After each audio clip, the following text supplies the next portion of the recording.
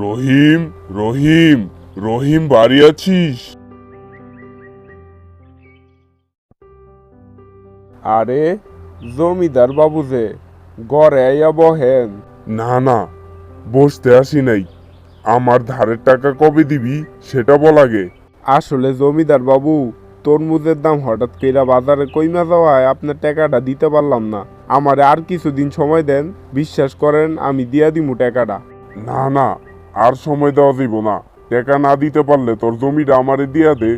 এই জমিটাই আমার শেষ সম্পত্তি। এই জমিটা যদি আপনারে দিয়া দেই তাইলে আমার আর কিছু থাকবো না। ঠিক আছে, তাইলে আমার টাকা আমারে বুঝাই দে। আর কয়টা দিন সময় দেন, আমি আপনার টাকা দিয়া দিমু। আচ্ছা ঠিক আছে, আমি তোরে কিছুদিন সময় দিমু, কিন্তু আমার একটা শর্ত আছে।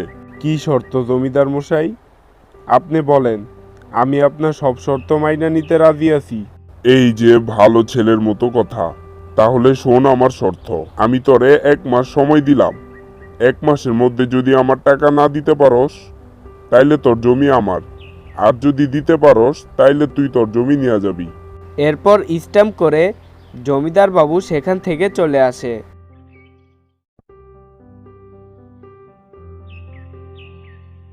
জমিদারের এমন কথায় রহিম খুবই চিন্তিত হয়ে পড়ে। বাবা, তুমি কোনো চিন্তাই করো না, আমি তো আছি নাকি। তুই ছোট্ট মানুষ, তুই কি আর করবি? 1 মাসের মধ্যে টাকা না দিতে পারলে যে জমিদার বাবু আমার জমি নিয়ে যাইব।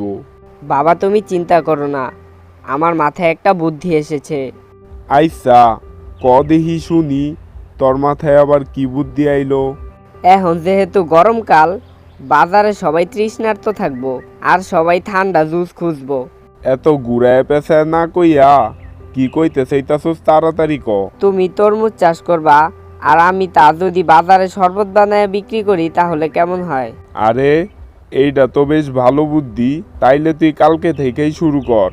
আমার তো তরমুজ রেডি আছে।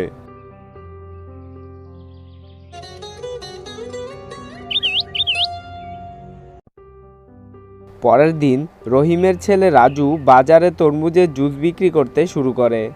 আস্তে আস্তে বেশ ভালো বিক্রি হয়।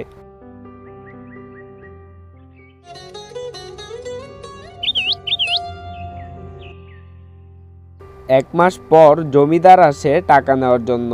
জমিদার ভাবে এবারও সে টাকা দিতে পারবে না। সে মনে মনে মহা খুশি, কারণ টাকা না দিতে পারলে এই জমিটি সে নিয়ে নিবে। আরে জমিদার বাবু যে, আসেন আসেন, আপনার টাকা রেডি কইরা রাখছি।